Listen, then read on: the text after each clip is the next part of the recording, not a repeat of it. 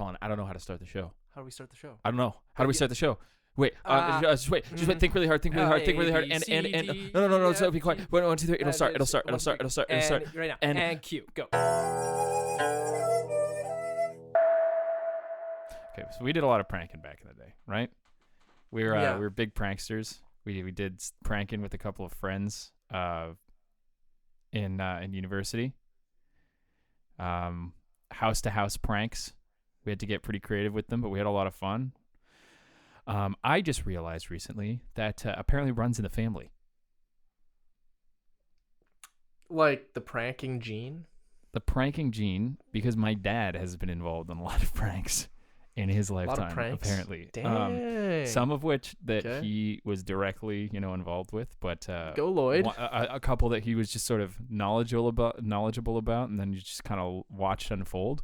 And he told me about one that was happening at his work when he was just starting. And it was two guys. All right, they were roommates. Okay. Much like me and yourself. Yes. And the one guy had a car and drove his roommate to work every day, and the guy who did not have the car stole his keys, made a copy of them when he was like gone, and then every day at lunch would move his car without the guy knowing. Oh my god. So like he'd park. My god. He'd park. That's really funny. So he'd park. Holy shit. And then he went and he took his car and he would move it to the other end of the parking lot every day for 5 years. For 5 How do you not catch on? Seriously, how do you not catch on to that? Well, the guy's like, I swear I didn't park here. I'm going to, and then the guy who he drove, he's like, dude, you parked here, right? Because like he was the one. Oh wow. For 5 years. For 5 years. What kind of monster lets that go on for more than like a month? He did it for 5 years, and then like.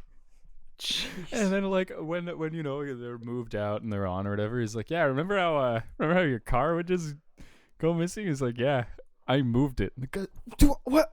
Like, man, I don't know about you, but I'd be pretty upset. That's such the thing is, it's what the hell? Such a harmless prank, but it's so funny.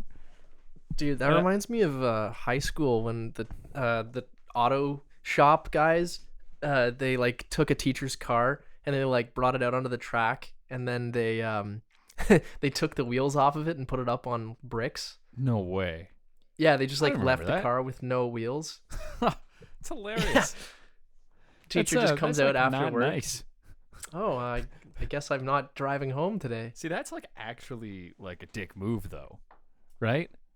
Because they have no tires now. Like that's like an afternoon. Like it's gonna take a couple hours to fix because he's gonna have to find his tires. That guy probably had somewhere to be. Yeah, right. He had to get home for dinner. That's not very considerate of the other man's time. Yeah. See, but the thing is like you're moving him across the parking lot. Like that's not gonna ruin your day. You're just gonna like, what the hell? You know what I mean? It's like that. Like you're not taking off his harmless tires. pranks are the best. But like, then like my dad's worked at a couple different offices, like that type of thing, and those types of settings. And then I've also like, have other people in my life who work in these office settings. So I've just been hearing about some of these office pranks, and it's like, I understand. I think it's making me realize why some people would sort of like the office life, because like Jim had his pranks and things like that too in the show about that, but. So like my dad was telling me about one, and they hooked up like a USB mouse to a guy's computer, and like every like Friday on a certain time, they would just start moving it like crazy, while the guy was trying to do his work. Like, hey, what?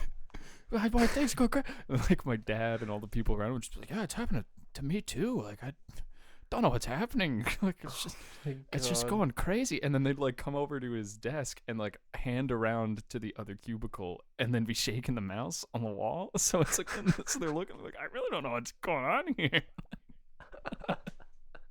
It's like nothing crazy, so right? But just these little tiny things, right? Things that are like inconveniences for 5 minutes.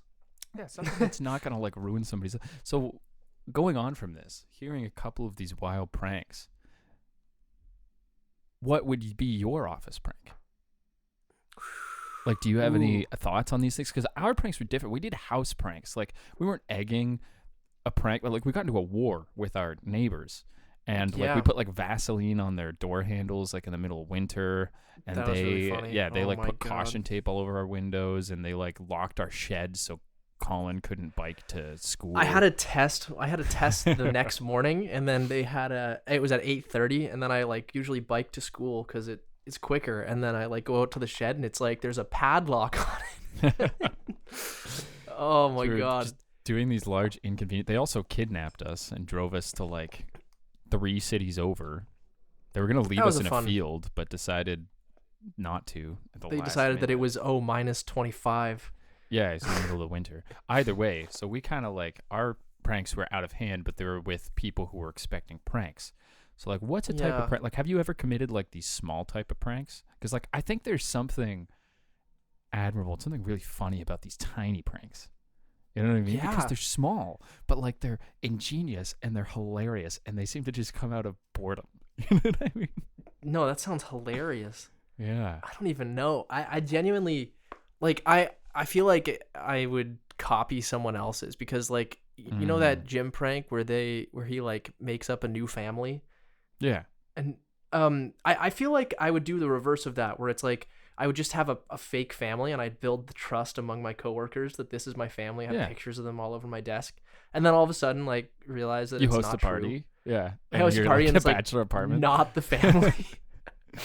Yeah, well, see, that's the thing too. It's like, to some degree, we've done things like this because, like, when we started our first summer job together, I convinced like, half the staff that I had kids when I was 19. Like, do you remember that? I was pretty far out of that I the thought you were prank part circle. of this. Either way, I started that, and then people the next summer when we came back were asking me about my kid, and I'd completely forgotten that I had done this joke.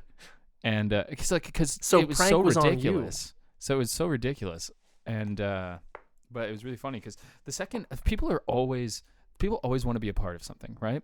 And if you find the right person to prank, that's funny. I'm holding a little fake wooden knife here that I've been whittling, and I pointed it towards Colin. And he put his arms up. That's really funny. He's a funny guy. Thanks. He's Thanks. a funny guy. That's a really funny joke that no one's gonna see. That I you didn't stopped a think line of conversation. I didn't think you for. would acknowledge it, so I Yeah, just you stopped a whole line of conversation. yeah. Either people love to be a part of something, right? So like Yeah. even if these pranks or these little things are like lame or so small, like at a workplace, things get so boring. It's such a spice of life that people, I'm in. So like I had like people like talk about like people just making up their stories of like a time I let them take my kid to the zoo. Or like this, or like like all of these things, and just like piling onto it, it just gets Oh. away from you, right? And it's really funny to do these types of pranks. And most of the time, if someone's having it done on them, as long as it's not malicious, like they're like, Yeah. oh, okay, like they usually have some fun when it's done. So it's kind of like all in the name of I think these pranks are great for morale. I think Pranks as are a great leader, for I would. morale. I think as a leader, I would almost encourage a small. You'd amount of have like pranking. a quota of like 5 pranks per week. No, it's just minimum? if I saw a prank going on and I was like, that's not harmful, I would let it happen. I would even like if they came up to me and asked, I'd like Jefferson, get out of my office. I heard about this mouse issue. So you're assuming that you're going to be the boss of a No. corporation. I'm saying if I was, you know what I mean. Like I think a good boss would do these. I don't want to I'm be a just boss. kidding with you, man. I'm just kidding with you. Man, Who's the boss? I actually subscribe to Boss Babies. I think that the pyramid's upside down. We got to let the babies be in control.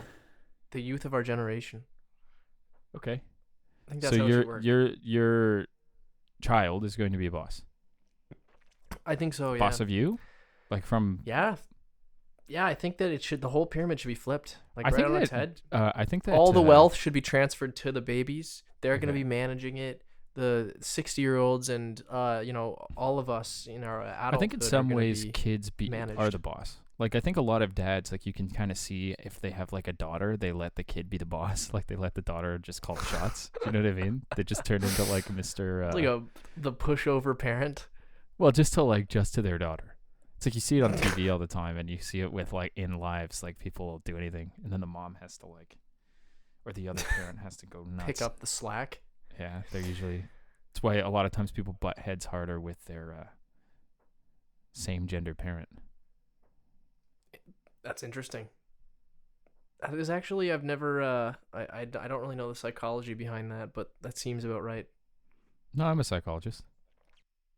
Licensed. Hey guys, thanks for listening to the show today. I'm a little under the weather. Clear throat, buddy. Oh.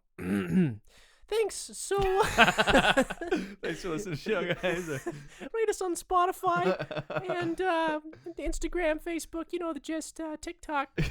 Things sound a little better when there's something caught in the throat, man.